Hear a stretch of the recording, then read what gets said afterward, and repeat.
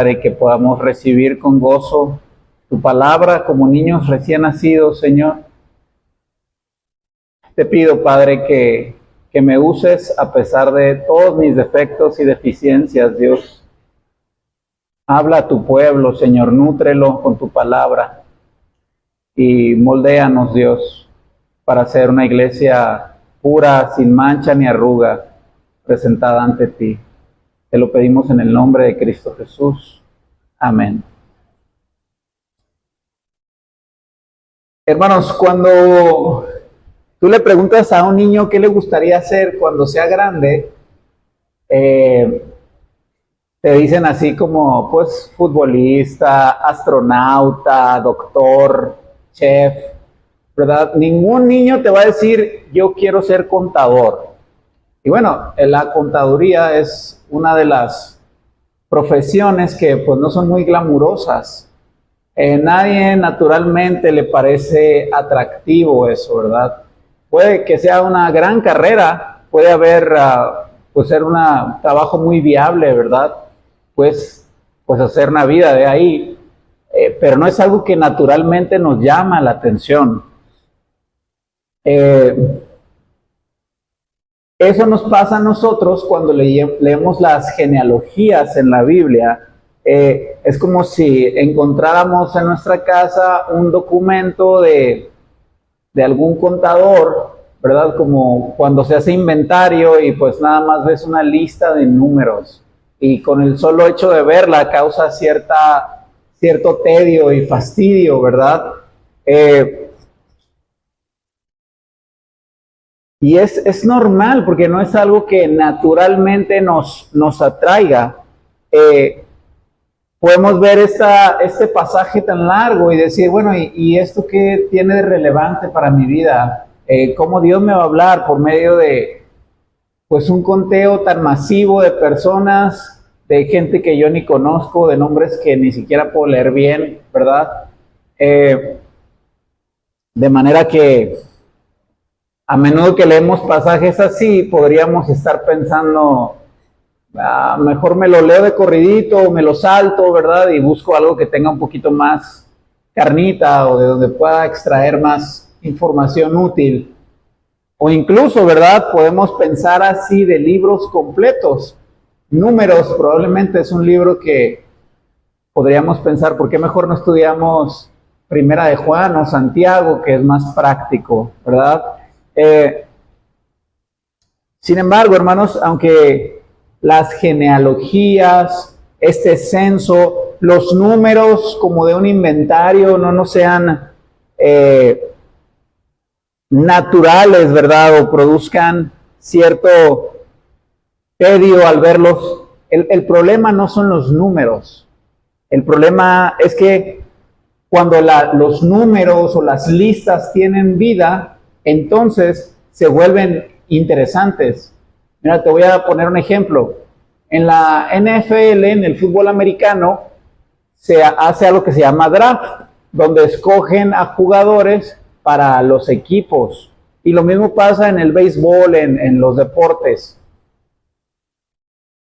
Y el draft consiste en muchos números y estadísticas. Y a las personas que les gusta el fútbol americano, se las memorizan y tienen toda una tabla de contenidos, y si un equipo draftea o elige a un jugador, pues todas las tablas se mueven, y las personas que son fanáticas de ese deporte en particular, se saben los números, se saben los nombres, saben lo que implica que se escoja a un jugador al otro. No les parece tediosos esos números.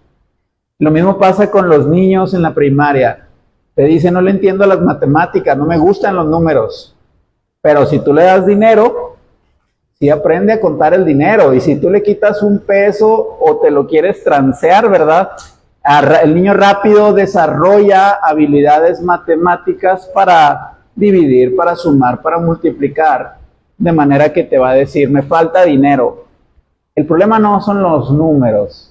El problema es cuando los números no significan nada para nosotros, ¿verdad? Hermanos, entonces Ese es nuestro problema con el libro de Números. Es como si nosotros llegamos a ese draft de la NFL y ni siquiera conocemos a un jugador de ahí. No le vamos a entender a nada, no nos va a interesar nada, aunque la gente a nuestro alrededor esté emocionada y hasta nerviosa, ¿verdad?, de cómo se van a mover los números.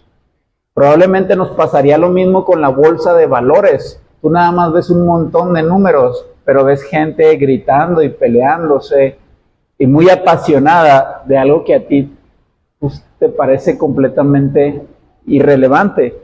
Hermanos, así que ahorita que estamos leyendo este pasaje tan largo, que tiene tantos números, listas, nombres, genealogías, ¿por qué es relevante para mí?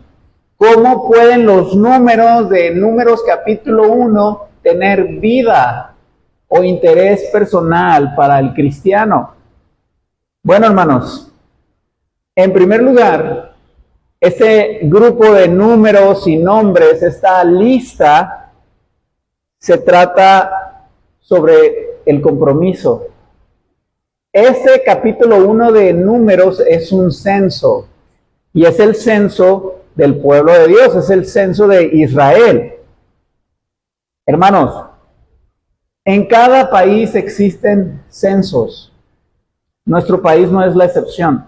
Cada país tiene sus reglas y su sistema de censado y las estrategias, qué tan a menudo lo hacen, pero cada país tiene censos y los censos son importantes por dos razones.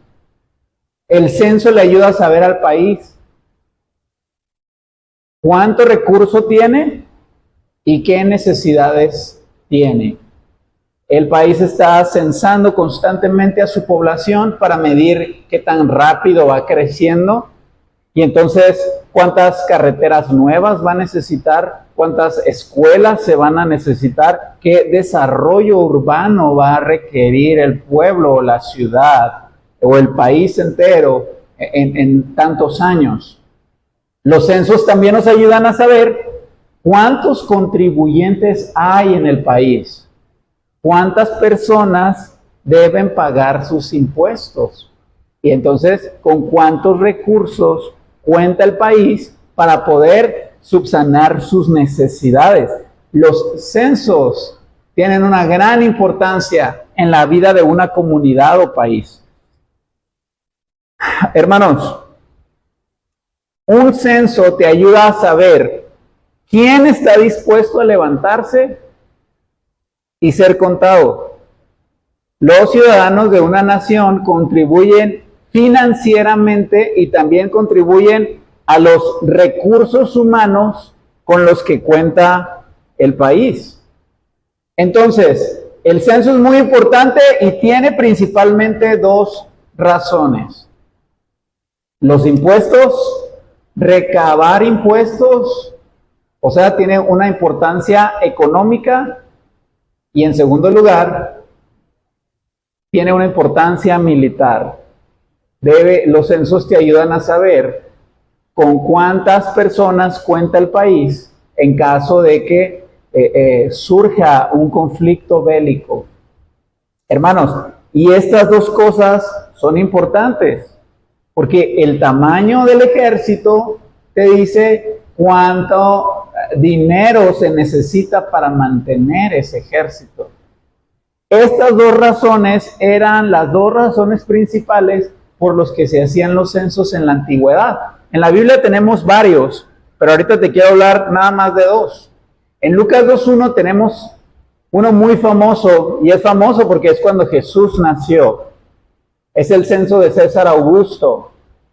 Y si tú lees Lucas 2:1, vas a saber por qué César hizo el censo. La palabra que usa la Biblia es empadronar. La palabra que usamos nosotros es que César Augusto estaba tomando la función de Hacienda. Quería saber cuántos contribuyentes había, cuántas personas tenían que darle impuestos a Roma. Él estaba tratando de controlar la recaudación de fondos. Hermanos, pero no es el único censo, tenemos otro censo que lo hizo el rey David. ¿Para qué censó el rey David a Israel? Para saber qué tan poderoso era su ejército. ¿Por qué lo castigó el Señor y mató a muchas personas en Israel? Porque David se empezó a envanecer. Dijo, mi ejército es poderoso. Quiero saber qué tanto poder tengo. Y el Señor le dijo, es que no tienes poder. El poder no viene del ejército, proviene de mí. Pero el punto aquí es que el censo es una herramienta económica y militar. Y el censo le hace saber al país con quiénes cuenta. Y esta es la razón, hermanos, por lo que tenemos un censo en Números capítulo 1. Porque Israel está a punto de entrar a la guerra. Y Dios les está diciendo a través de Moisés, ¿con quién cuento para pelear? ¿Quién se levanta para ser contado? Entonces tú eres contado y quiere decir que yo puedo contar contigo.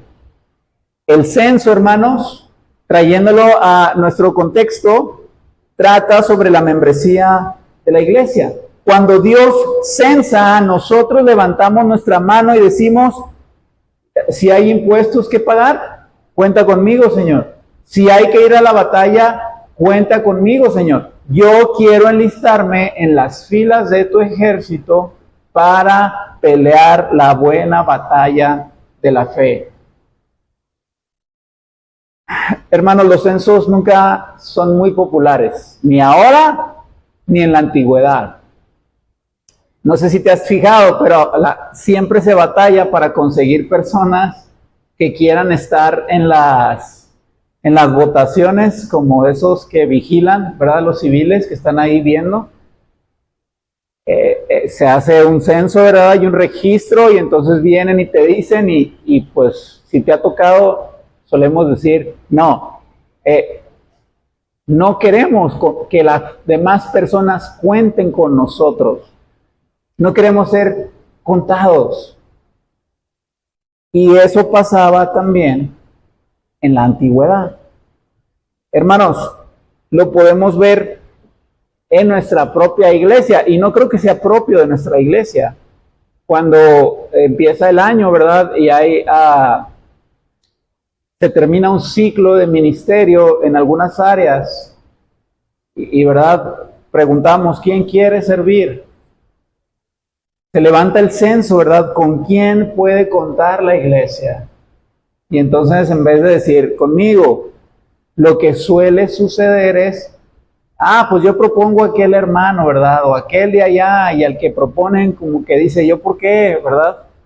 Entonces, el censo es una herramienta que está usando Dios aquí en el desierto para preguntarle a su pueblo, ¿estás dispuesto?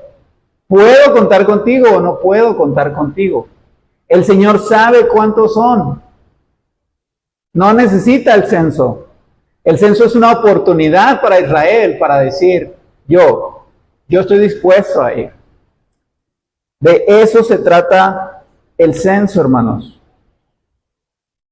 Y es muy interesante que en este capítulo la actitud de Israel es, yo soy apto, estoy listo. ¿Verdad? No vemos a nadie diciendo, yo no quiero ser censado, a mí no me cuenten.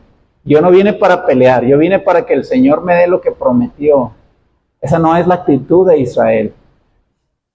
Hermanos, yo creo que en general podemos clasificar los grupos que formamos en nuestra sociedad en dos. Y de esos dos se pueden desprender muchos. En la sociedad tenemos grupos abiertos y tenemos grupos cerrados. Tenemos grupos informales o abiertos, o tenemos grupos formales y cerrados. Mira, te voy a poner un ejemplo de un grupo abierto o informal. Digamos que el hermano Mark decide comenzar una clase de pilates ahí en la en la Plaza Hidalgo. Entonces él pega un cartelón y dice, a las 6 de la tarde la clase es abierta. ¿Qué quiere decir eso? Que no hay inscripción, que no hay mensualidades, que no hay ningún tipo de requisitos para que tú seas aceptado. Él va a llegar, va a poner su bocinita, ¿verdad? Y va a empezar su clase, y el que quiera unirse, se puede unir. No hay una limitante de ningún tipo, más que tengas el interés común en hacer pilates con él. De manera que tú no sabes quién pertenece a esa clase.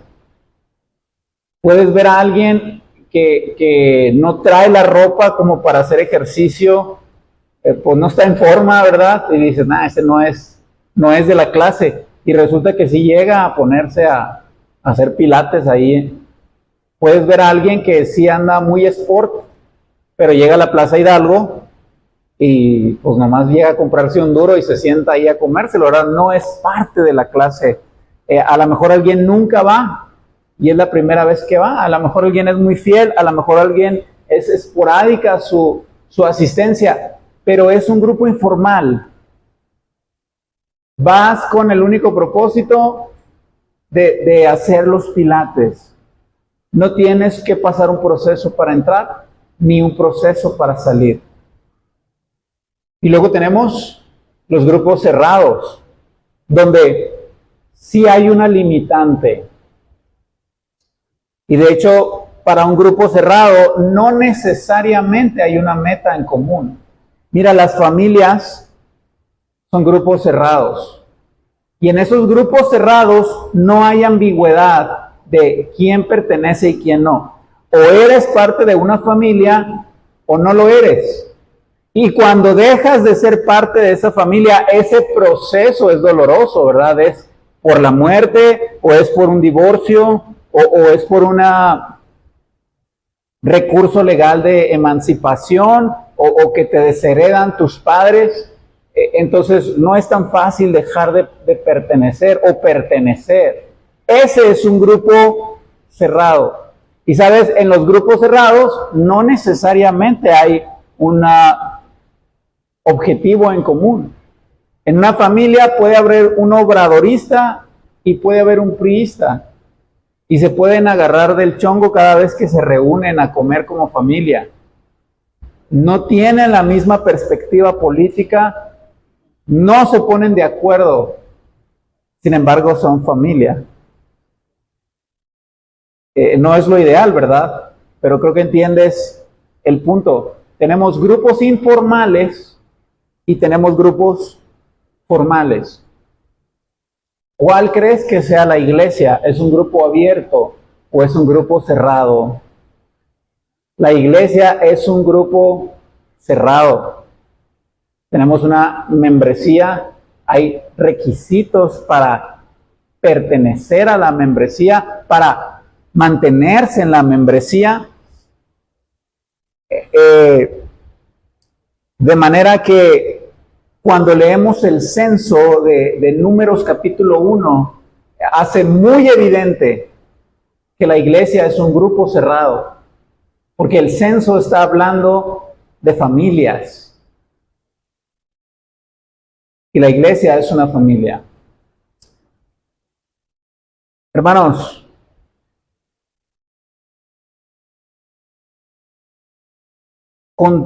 ser contado en el censo significa pertenecer al pueblo del pacto. Significa adquirir derechos y responsabilidades. En un grupo abierto eso es muy ambiguo, pero en un grupo cerrado los derechos y las obligaciones están muy claras y establecidas. Y sabes, ser contado en el censo era importante, porque era ser declarado públicamente como parte del pueblo del pacto. En la actualidad no es muy diferente. En Gálatas 6:16, hermanos, Pablo llama a la iglesia el Israel de Dios. Somos parte de un grupo cerrado y en el que está muy claramente definido quién sí es parte de ese pueblo y quién no lo es, ¿verdad?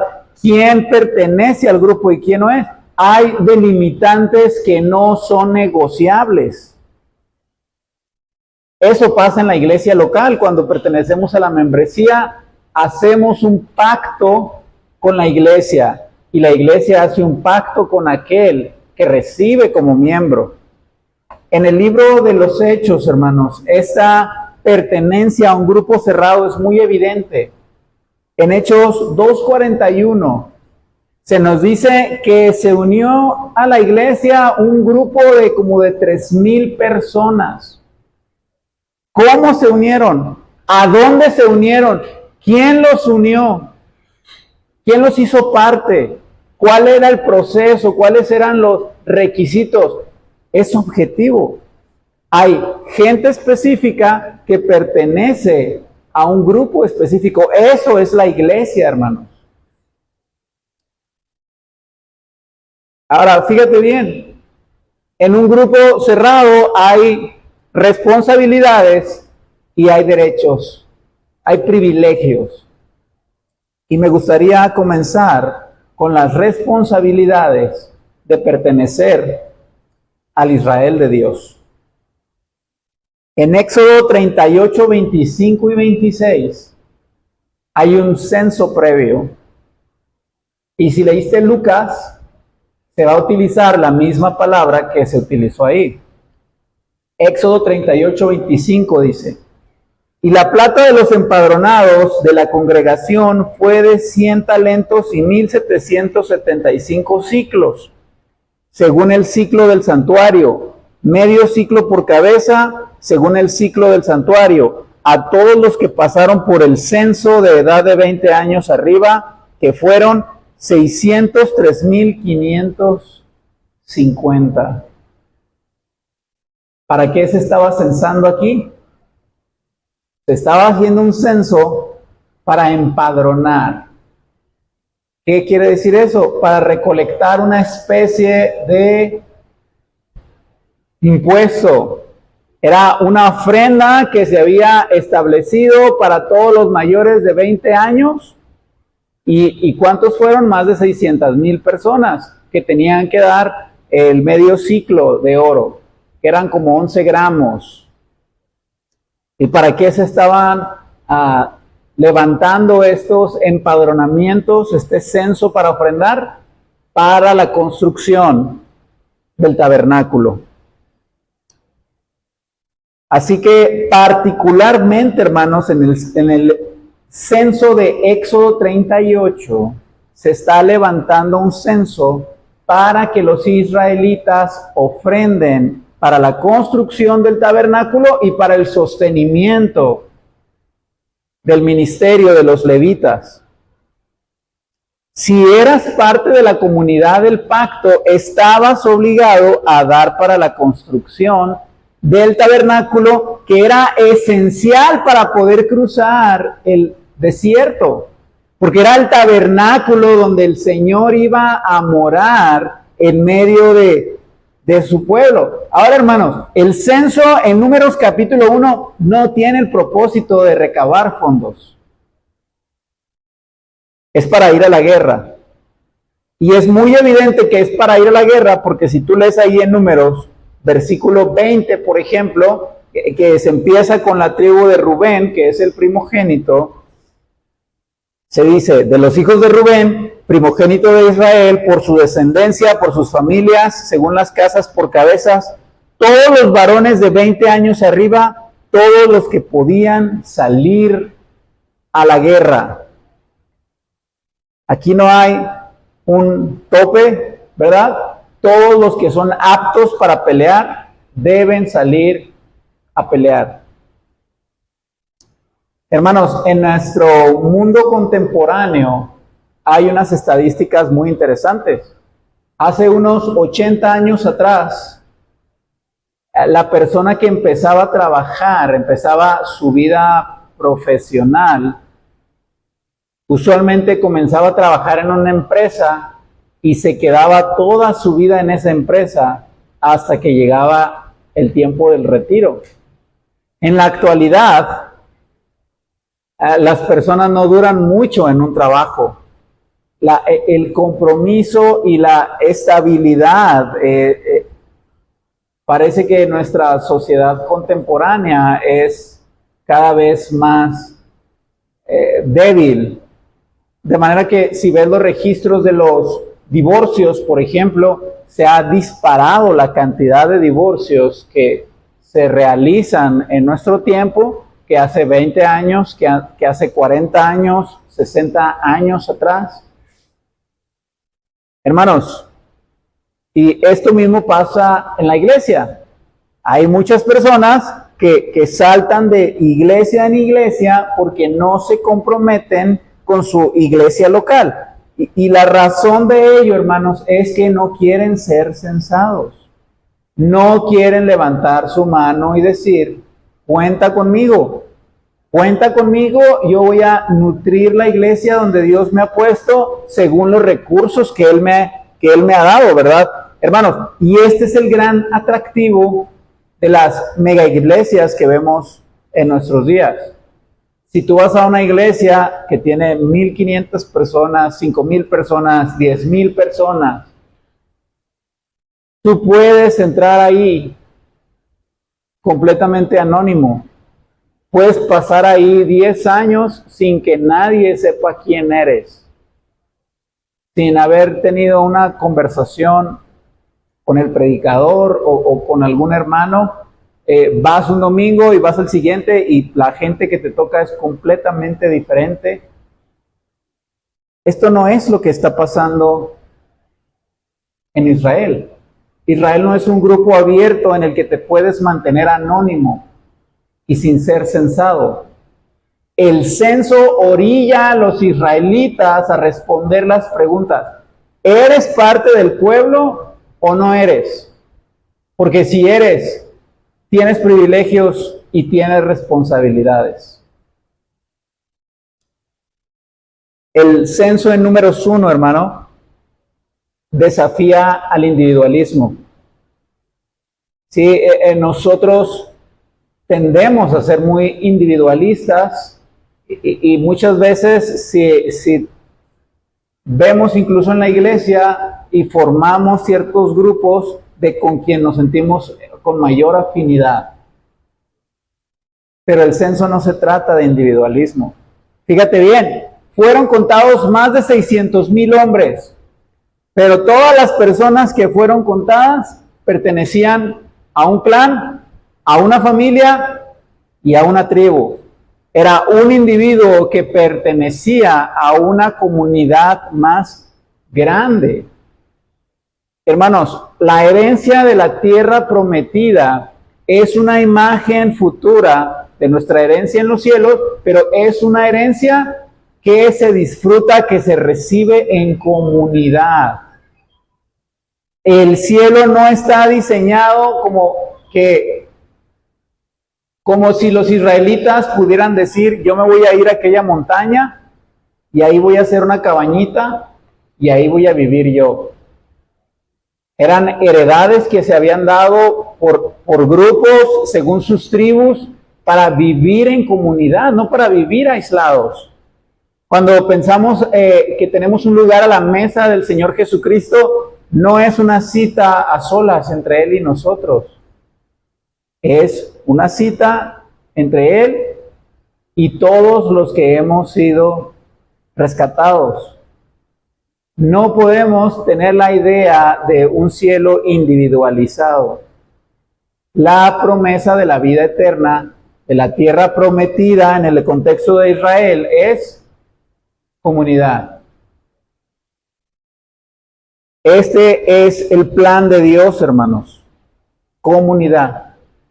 Por eso cuando nosotros somos censados, cuando nosotros queremos que se cuente con nosotros, nosotros le estamos diciendo a Dios: yo quiero enlistarme y ser parte de la pelea espiritual. Yo quiero ser parte de la vida de la iglesia.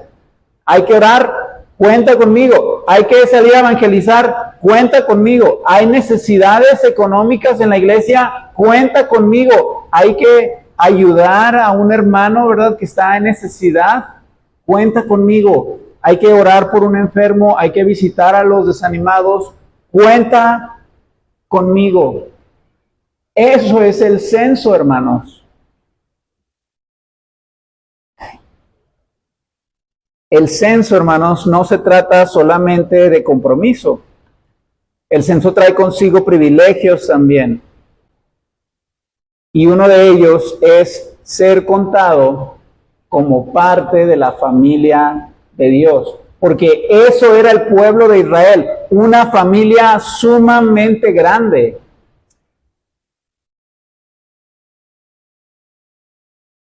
Lo interesante, hermanos, es que si tú regresas a Éxodo en el capítulo 12, en el versículo 38, fíjate bien lo que se dice. También subió con ellos grande multitud de toda clase de gentes y ovejas y muchísimo ganado. ¿Cómo se formó el pueblo de Israel? Bueno, Abraham tuvo un hijo que se llamó Isaac. Isaac tuvo un hijo que se llamó Jacob. Jacob tuvo 12 hijos, y de esos 12 hijos surgieron las 12 tribus de Israel, y entonces se fueron multiplicando y multiplicando y multiplicando. Pero en Éxodo capítulo 12 se dice que cuando Israel estaba saliendo de Egipto, otras personas que no eran de la familia de Abraham o de Jacob, salieron con ellos, se unieron al pueblo de Dios. Ahora, lo maravilloso de esto, hermano, es que los extranjeros no formaron una tercera tribu. Se unieron a las 12 tribus que ya existían. Incluso cuando celebraron la Pascua, se nos dice también ahí en Éxodo 12, que Dios estableció regulaciones para ellos. Mira el versículo 48. Mas si algún extranjero morare contigo y quisiere celebrar la Pascua para Jehová, séale circuncidado todo varón, y entonces la celebrará, y será como uno de vuestra nación, pero ningún circunciso comerá de ella. La misma ley será para el natural y para el extranjero que habitare entre vosotros. Los extranjeros, por medio de la circuncisión en la carne, formaron parte del pueblo de Israel, aunque no nacieron naturalmente de alguien que pertenecía a la familia. Hermanos, si Gálatas 3:7 nos dice, 17, que si nosotros creemos en Cristo, somos descendientes de Abraham por la fe. Somos incluidos en el pueblo de Dios como naturales. Ya no somos extranjeros ni advenedizos. Pertenecemos a la familia de Dios, a este grupo cerrado que tiene unas delimitantes, ¿verdad?, que definen que ese grupo es el pueblo del pacto.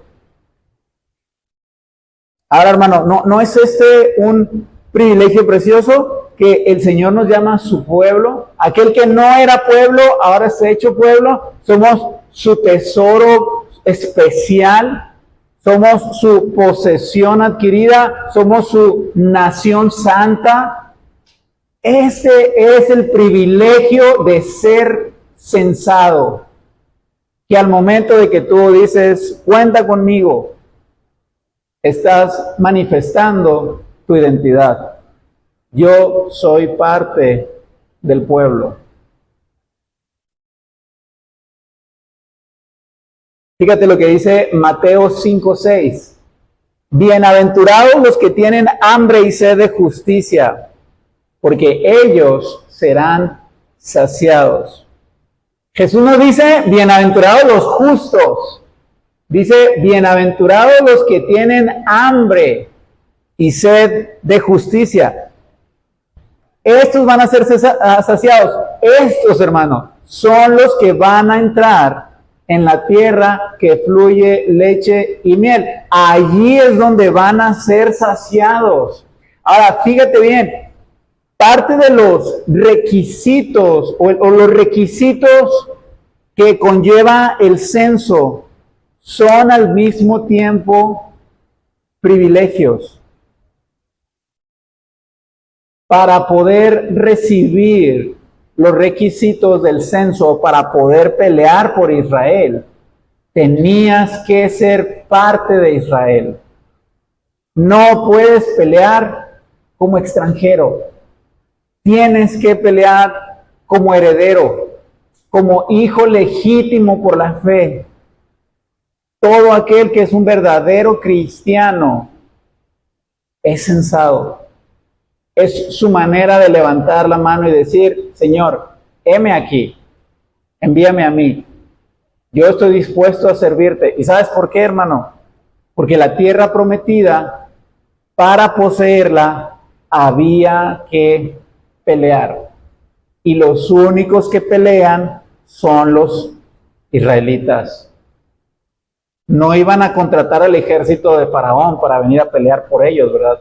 Ellos, aquellos que siendo censados, porque son del pueblo, iban a pisar con la planta de su pie la tierra que entrarían a poseer.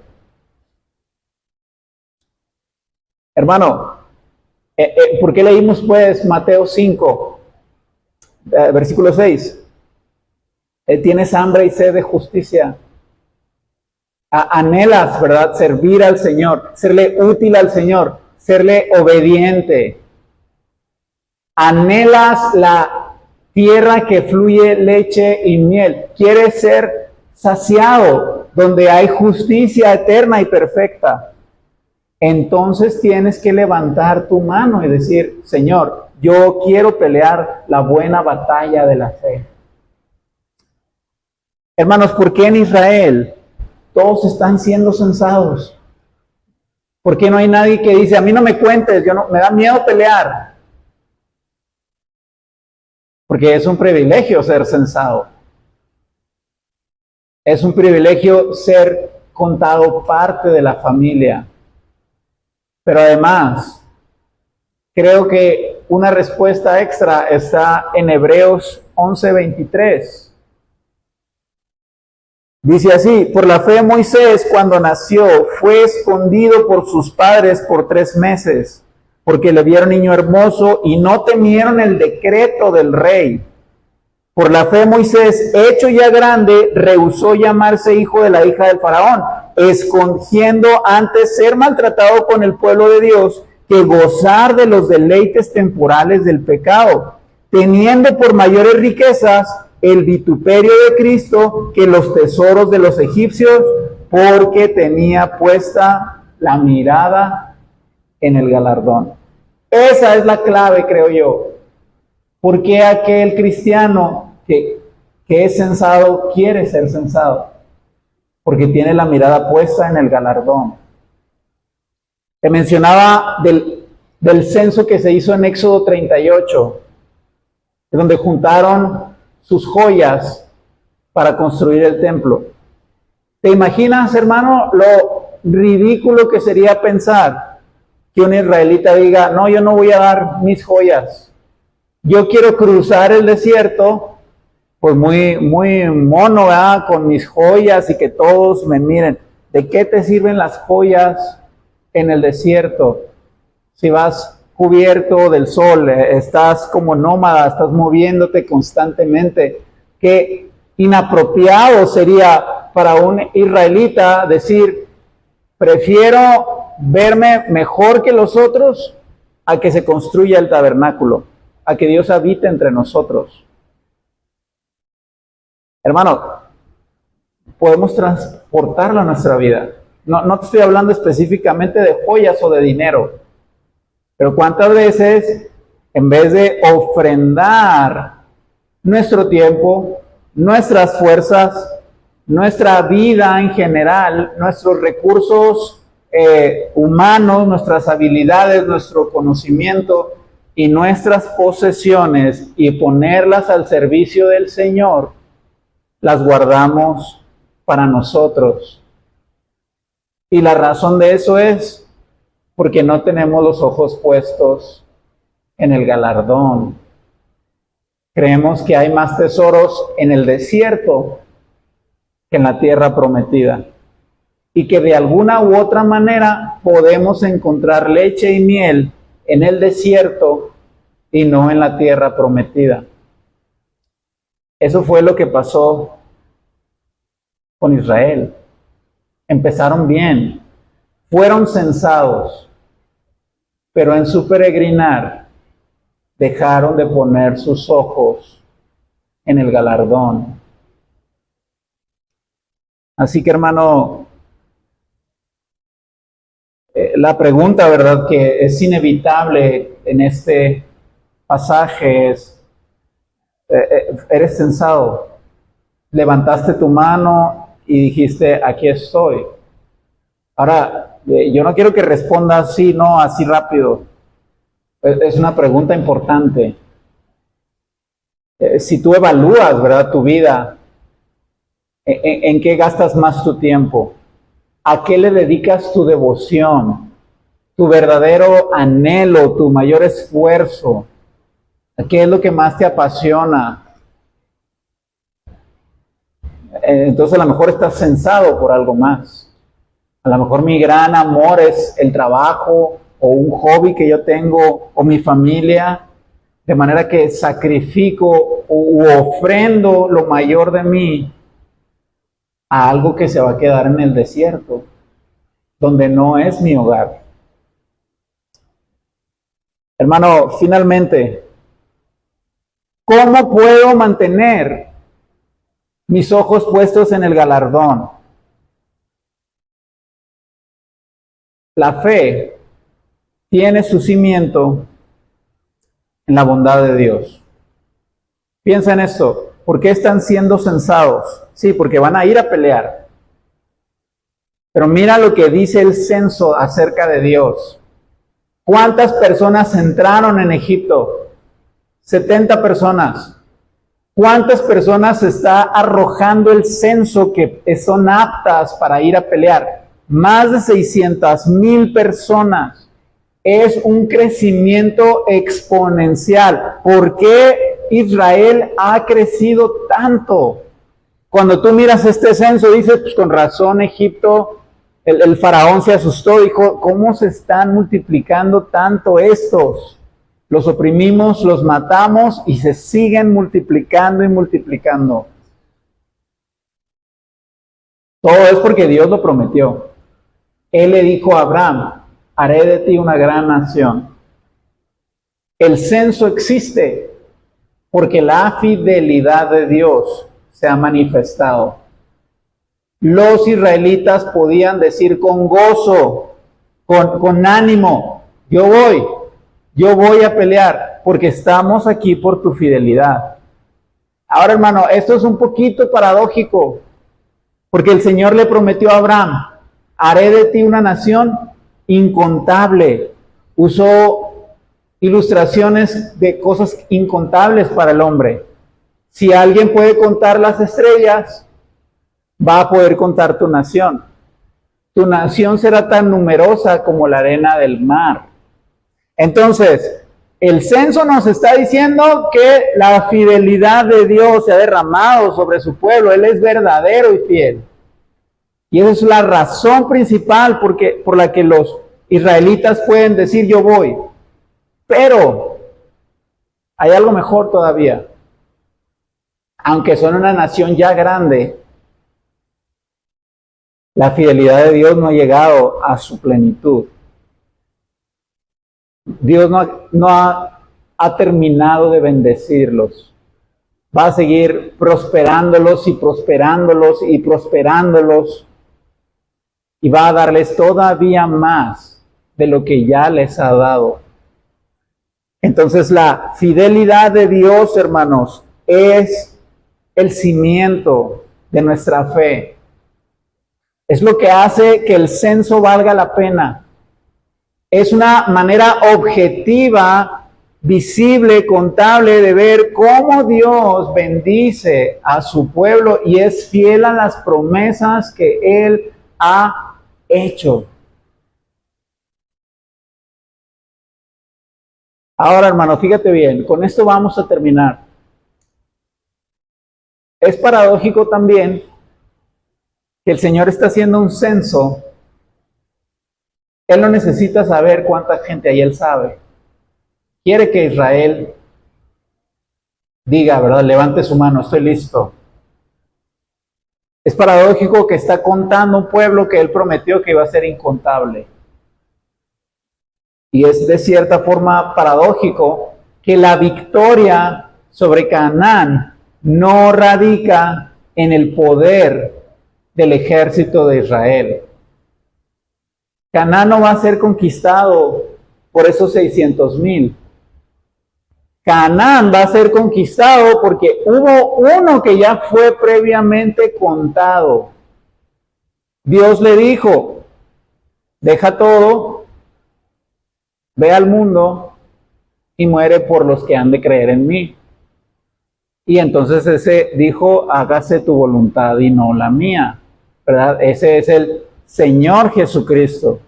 Él es quien derrota y quien introduce a su pueblo en la tierra prometida y gana la tierra prometida para su pueblo.